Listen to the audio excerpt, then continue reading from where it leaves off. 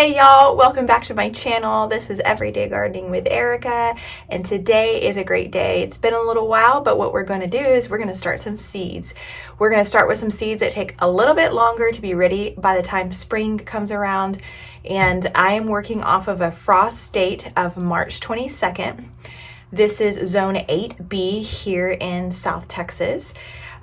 If you recall in any of my previous videos, about this time last year in February, I had all my seeds. We did a video and we started all my seeds and had them on these racks back here, and then a snowstorm hit South Texas unlike anything we've ever seen, and we had snow for over a week straight, and it killed everything and stunted a few things. So I had to do my spring garden with purchasing plant starts from my local nursery, my local grocery store, and a couple other places. So it was a little bit of an expensive year.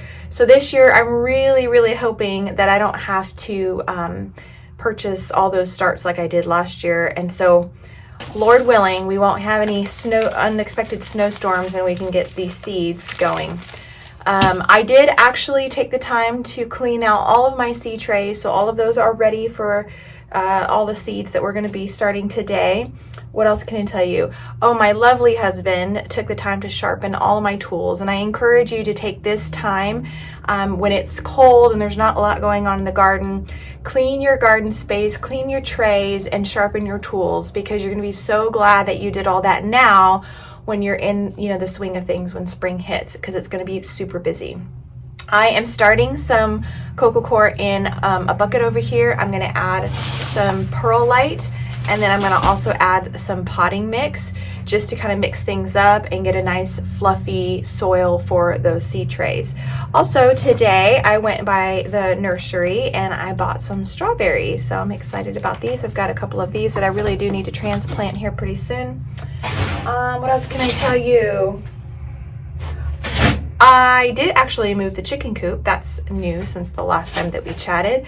I moved the chicken coop into the garden, which was a semi-mistake, right? You don't want to have your chickens in your garden because they'll eat everything that you're trying to grow. And I soon figured that out really quick at the tail end of the fall garden. But I'm going to be very careful and make sure that they're not in my actual garden eating all my stuff. So I let them do some free ranging right now when there's nothing going on in the garden. And then I'll probably expand their run space in the spring and summer so that they can have a little bit more space to roam around and peck around and stuff. I'm thinking about doing a chicken garden too, but that'll probably be another video. Well, let's jump into the video and get started with this seed plant. All right, so I've got my seed trays, and these are the seed trays that I've had for a few years now that I purchased on Amazon. And I would probably say that this year may be the last year that I'm gonna be able to use these, because they're kind of on the tail end of their life. And I probably need to look into either investing in something new that's a little bit hardier, or I can always do these again because they last me several seasons. So I'm going to start off with two right now and just see how it goes. What I'm going to start today, I'm going to work on some herbs. I've got spearmint here, I've got some cilantro, I have some spinach and some lettuces that I want to get started, as well as kale. And then of course I talked about peppers. These peppers are going to take 8 to 10 weeks before we get any harvest or a good plant going. So I'm going to say that this is something that we need to start now in order to make it in time for the spring and summer. So I've got your jalapeno peppers, some bell peppers, some Murano peppers, shishito peppers. So we're going to get all those started today as well. All right, so the temperature is starting to drop a little bit, so I went ahead and closed the door, and it's getting a little loud. But I have the coco coir ready, and I'm going to add the perlite and some potting mix so you can take a look at what the end result's going to be.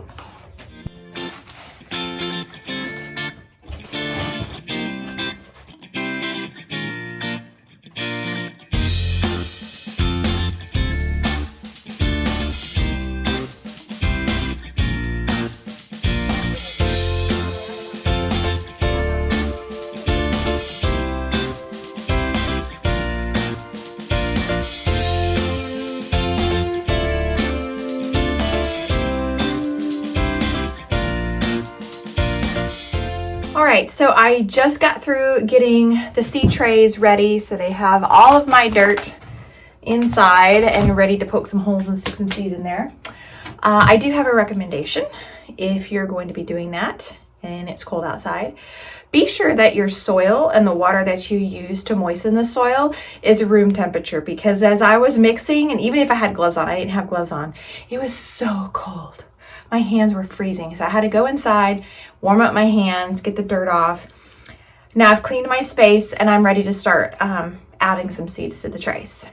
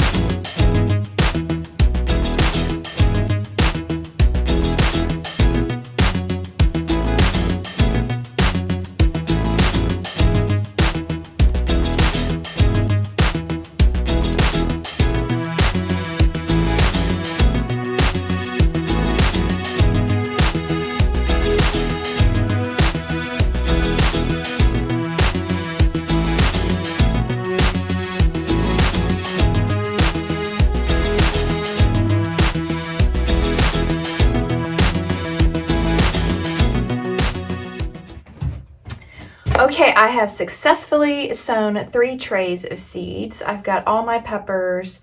I have a few herbs. I did not get around to sowing like the lettuces and the kale just yet, only because I'm running out of daylight. The temperatures are dropping and I wanted to get those seed trays on those heating mats. So I did this year purchase 2 heating mats. It's kind of an experiment. I've never used heating mats before. I've heard a lot of good things about that, helps with the germination process. So this will be my first try with the heating mats. So I'll be sure to let you know how that goes. And if I love it, which I anticipate that I will, I'll get some more of those heating mats. Also, in addition to the heating mats, on its way from Amazon, I purchased another set of these grow lights that you see here. And what I'm going to do is I'm going to put 2 on each of the racks, because one of the challenges that I had was that as I was shoving all these trays on top of the rack, the light wasn't quite reaching all of the corners. So by putting 2 of the grow lights, I think that light will now capture all parts of the tray, and so I won't have different, growing lengths as they come out of the soil. So I'm really excited. I'm really hoping that today is one of the last days that we have super cold weather. We've been in the 30s, low 30s all day today and yesterday as well, with some sleet and rain. But I anticipate, in looking at the 10-day forecast, that we're going to be kind of in the high 50s and low 60s, which is really encouraging to get these seeds going. So I'm going to go ahead and wrap it up for this evening, and then I'll come back tomorrow and I'll finish up with some more seeding of all of these lettuces and kale. Until then, check you later. Bye guys.